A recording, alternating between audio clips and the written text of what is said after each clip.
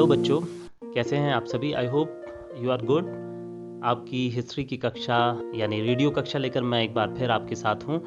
बच्चों, last class में हमने बात की थी आपसे एक जो पॉलिटिकल सिनेरियो था भारत का, both in terms of north India and south India.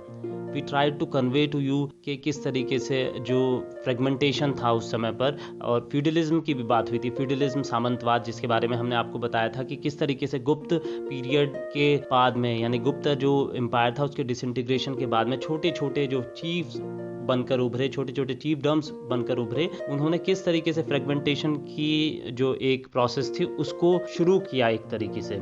साथ में हमने आपसे जो साउथ इंडियन पॉलिटी थी उसके बारे में भी बात की। हमने बताया कि कैसे Chalukyas, in fact alongside that Pallavas, later branch of Chola, alongside we talked about tripartite struggle of Gurjara, Pratihara, Pala and Rashtrakuta. लेकिन बच्चों, जो बहुत इंपॉर्टेंट चीज रहती है उस पीरियड की, that is what was the society about. कैसी सोसाइटी थी उस समय पर, लोग कैसे थे, लोग किस तरीके से अपना जीवन यापन करते थे। क्योंकि इन क्लासेस के माध्यम से हमारी ये भी कोशिश है कि हम आपको बताएं कि how life was during that period. हम एक तरीके से कंपैरिजन कर पाएं आज की लाइफ का और उस दौर की लाइफ का, या जो भी दौर हम इस हिस्ट्री के जरिए जानने की कोशिश कर रहे हैं। तो इस लिहाज से जो उस दौर की लाइफ थी वो कैसी थी, तो आज हम आपको society during that period and how the administration was being carried out during that period, and after that from next class हम लोग दिल्ली सल्तनत की बात करेंगे। दिल्ली सल्तनत जो कि भारत के इतिहास का एक बहुत बड़ा पड़ाव बनकर उभरता है। Will talk about that and what cultural and what social changes that brought along side that. तो बच्चों, हमने आपको बताया था कि इस तरीके से चोल एम्पायर जो था, बिल्कुल हम उसे एक एम्पायर कह सकते हैं, because it encompassed a huge area within its ambit. तो जो चोल एम्पायर था, जो चोल एडमिनिस्ट्रेशन था, वो कैसा था, सबसे पहले हम आपको ये बताएंगे। चोल एम्पायर जो था वो सेंट्रलाइज था, लाइक मौर्यन एम्पायर। वहां पर जो किंग था ही हैड अल्टीमेट पावर, लेकिन थोड़ा से डेमोक्रेटिक एलिमेंट्स भी वहां पर मिलते हैं, because he used to have a council of minister with him to advise. और उसके अलावा एक पुरोहित भी होता था, that would invariably be a Brahmin. तो एक ब्राह्मण के रूप में पुरोहित होता था, उसके साथ काउंसिल ऑफ मिनिस्टर होती थी, that would council him on times. उसके अलावा जो किंगडम था, जो एडमिनिस्ट्रेशन था, या ये कहेंगे डिवाइड कैसे किया गया था पॉलिटिकल एडमिनिस्ट्रेटिव यूनिट्स में, तो सबसे ऊपर जो होता था मंडलम होते थे, जो पूरे राज्य को कई मंडलम में डिवाइड किया गया था। उसके बाद वलानाडु थे, वलानाडु के बाद नाडु होते थे, उसके बाद उर, यानी कि सबसे बड़ी जो यूनिट बनकर आती है किंगडम में, वो सबसे बड़ी यूनिट होती थी मंडलम, उसके बाद वलानाडु, फिर नाडु, फिर उर। उर was the smallest unit of political administration. उर, जिसको हम आज के गांव के साथ भी कॉरेस्पोंड कर सकते हैं। और जनरली उर में क्या होता था, एक हेडमैन होता था और वो उसको अपने एक कमेटी के साथ में मिलकर उसे गवर्न करता था। उसके बारे में भी हम आपको बताएंगे।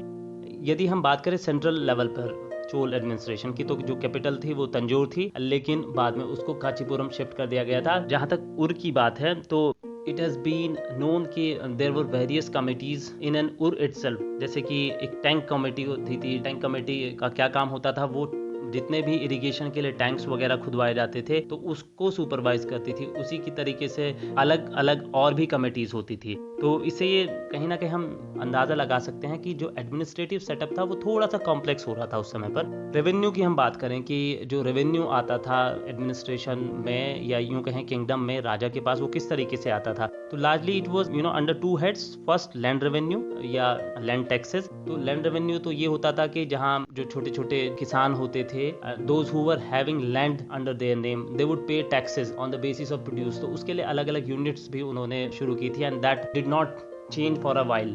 जहाँ तक ट्रेड टैक्स की बात थी, दैट वाज वेरी इंपॉर्टेंट। और आप बड़ा एक एनालॉजी कर सकते हैं, आप कंपैरिजन कर सकते हैं आज के समय में और उस समय में। एक इंस्क्रिप्शन से पता चलता है कि लगभग 400 तरीके के टैक्सेस उस समय पर थे। ट्रेड टैक्स की हम बात करें बच्चों, आपको लगेगा 400 तरीके के टैक्सेस, इसका मतलब ये हुआ कि उस पीरियड में ज्यादा टैक्सेस देने पड़ते थे, लेकिन ऐसा नहीं है। आज आप देखें बहुत सारे इनडायरेक्ट टैक्सेस होते हैं, तो उसी तरीके से कुछ डायरेक्ट टैक्सेस थे उस समय पर, कुछ इनडायरेक्ट टैक्सेस थे, तो बहुत सारे टैक्सेस देने पड़ते थे। And the biggest part of all the collection was kept by king. अब वो किंग को क्यों रखना पड़ता था अपने पास, हम आपको बताते हैं। एक साइकिल ऑफ मनी होता था वहां पर। वो किस तरीके से था कि जो मर्चेंट्स थे, if they were well of, यदि उनका जो व्यापार था अच्छा पैसा था वो अच्छा यदि कमाई कर रहे होते थे। एंड उसके भी प्रमाण मिलते हैं क्योंकि it is believe that trade with China और south east Asia, western Asia, it was flourishing during that time and alongside trade within India, because north और साउथ के बीच में भी ट्रेड था, वो भी उस समय अच्छी स्थिति में था, जिसका रिजल्ट ये था कि traders were relatively well of. साथ ही साथ में जो ट्रेडर्स थे उन्होंने गिल्ड भी बनाए हुए थे अपने। Guild was kind of group of certain number of traders and generally a guild belongs to a certain type of traders. जैसे कि मान लीजिए कोई टेक्सटाइल के ट्रेडर थे, क्लोथिंग के ट्रेडर्स थे या कुछ मेटल के ट्रेडर्स थे, तो उनके अलग अलग गिल्ड होते थे जिनको मनीग्रामम कहा जाता था। और इन गिल्ड का बहुत इंपॉर्टेंस रहा है उस दौर में, जिसका हम आपको एक प्रमाण बताते हैं कि वो they would pool money together और उसके बाद that pooled money would act as a bank for them. So in times of need they would resort to that money और वहां पर थोड़ा इंटरेस्ट लिया जाता था and interest would be paid by the borrower. और इस तरीके से by doing that they could trade on large scale as well, जैसे इकोनॉमी ऑफ स्केल का भी कॉन्सेप्ट वो ले सकते थे। और चूंकि जो ट्रेडर्स थे they had to travel long ways, sometimes through Central Asia, sometimes through South east Asia, तो उसके लिए क्या होता था, मान लीजिए उन्हें बाय सी ट्रेवल करना होता था, they would employ certain guards जिसको वो गिल्ड के द्वारा पे करते थे। There was another complex system of this kind. और जहां तक हमने साइकिल ऑफ मनी की बात की थी, तो if traders were rich, if merchant